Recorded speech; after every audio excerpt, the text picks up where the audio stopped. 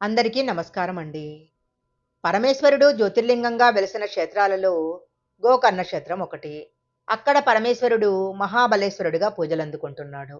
మహాబలేశ్వరుడి వృత్తాంతాన్ని గురించి ఈరోజు మనం ఈ వీడియోలో తెలుసుకుందాము.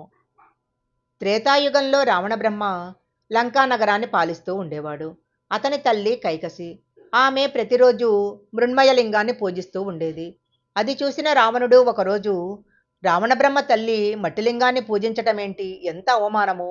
నేను కైలాసానికి వెళ్ళి ఈశ్వరుణ్ణి పత్ని పుత్ర పరివార సమేతంగా లంకకు తీసుకొస్తాను అని కైలాసానికి వెళ్ళి ఆ పర్వతాన్ని పెళ్లంగించటం మొదలుపెట్టాడు. ఆ కుదుపుకు పర్వతం అంతా కంపించిపోయింది. పర్వతం మీదనున్న పార్వతీదేవి ఈశ్వరుని వైపు ఈ ప్రళయమేమిటి అన్నట్లుగా చూసింది. ఈశ్వరుడు దానికి సమాధానంగా ఇది రావణుని పని అంటూ కాలితో పర్వతాన్ని అదిమాడు. ఆ దెబ్బతో రావణబ్రహ్మ పర్వతం కింద పడి నలిగిపోయి శివుని ప్రార్థించి బయటపడ్డాడు. తరువాత తన ప్రేగులతో వీణ వాయించి శివుడిని మెప్పించాడు. ఈశ్వరుడు ప్రత్యక్షమై ఏం వరం కావాలో కోరుకో అన్నాడు. దానికి ఆ 10 తలల రావణుడు, భగవంతుడు ఒకచోట భక్తుడొకచోట ఉండటం మంచిది కాదు, నువ్వు సపరివారంగా లంకకు రావాలి అంటాడు. దానికి శంకరుడు, నువ్వు చెప్పింది సరైందే, కానీ నేను లంకకు రావటం కష్టమైన పని. అందుచేత నా ఆత్మలింగాన్ని ఇస్తాను, తీసుకెళ్ళు. ఈ త్రోవలో ఈ లింగాన్ని ఎక్కడా కింద పెట్టవద్దు అన్నాడు. రావణుడు ఆత్మలింగాన్ని తీసుకుని బయలుదేరాడు. రావణ బ్రహ్మ పరమేశ్వరుడి ఆత్మలింగాన్ని తీసుకుపోతున్నాడని విని గణపతిని పంపించాడు. రావణుడు కాలాతీతం కాకుండా ప్రతిరోజు త్రికాలాలయందు సంధ్యావందనం చేస్తాడు. సాయం సంధ్య కావస్తుంది. ఆత్మలింగాన్ని నేల మీద ఉంచకూడదు. ఏం చెయ్యాలి అని ఆలోచిస్తున్నప్పుడు దూరంగా ఒక బాలుడు కనిపించాడు. రావణుడు ఆ బాలుని పిలిచి పేరడిగాడు. ఆ బాలుడు తన పేరు గణేష్ భట్టు అని చెప్పాడు. నీ తల్లిదండ్రులెవరు అని అడిగినప్పుడు మా నాన్న పేరు శివయ్య, అమ్మ పేరు గౌరమ్మ అన్నాడు.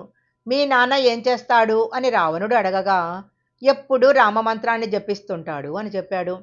అప్పుడు రావణాసురుడు, నీకు కావలసినన్ని అప్పచ్చులు పెడతాను, నేను నది దగ్గర సంజవార్చుకొని వచ్చేదాకా ఈ శివలింగాన్ని పట్టుకో అని రావణాసురుడు అడిగాడు. కానీ గణపతి, కుదరదు, నాకు వేరే పనుంది, వెళ్ళాలి అన్నాడు. అయితే రావణాసురుడు బ్రతిమిలాడటంతో, నువ్వింతగా అడుగుతున్నావు కాబట్టి లింగాన్ని పట్టుకుంటాను, త్వరగా వచ్చేయి, నేను 3 సార్లు నిన్ను పిలుస్తాను, నువ్వు వెంటనే రావాలి, లేకపోతే ఈ లింగాన్ని కింద పెట్టి వెళ్ళిపోతాను అన్నాడా బాలుడు. అంత పని మాత్రం చెయ్యొద్దు, నేను వెంటనే వచ్చేస్తాను అని రావణాసురుడు నదీ తీరానికి వెళ్ళాడు. రావణాసురుడు అటు వెళ్ళగానే బాలుడు మొదటిసారి పిలిచాడు. వచ్చేస్తున్నా అని చెయ్యి ఊపి అర్ఘ్యం వదులుతున్నాడు రావణుడు. మళ్ళీ రెండోసారి పిలిచాడు. రావణాసురుడు వచ్చేలోగా మూడవసారి గణపతి పిలిచాడు. రావణాసురుడు త్వరగా పరుగు పరుగున వచ్చేశాడు. ఈ లోపలే లింగాన్ని గణపతి కింద పెట్టేశాడు. రావణాసురుడు చాలా విచారించి లింగాన్ని బయటికి తీయటానికి ఎంతో ప్రయత్నించాడు. అది కదిలి రాలేదు. పాతాళం దాకా పాతుకుపోయింది. చేతులతో పీకటానికి ప్రయత్నించాడు. లింగం జరిగిపోయి ఆవు చెవిలా తయారయ్యింది. ఇక లాభం లేదని శివుని గురించి మళ్ళీ తపస్సు చేశాడు. పరమేశ్వరుడు ప్రత్యక్షమై రావణ బ్రహ్మ కోరికలు తీర్చాడు.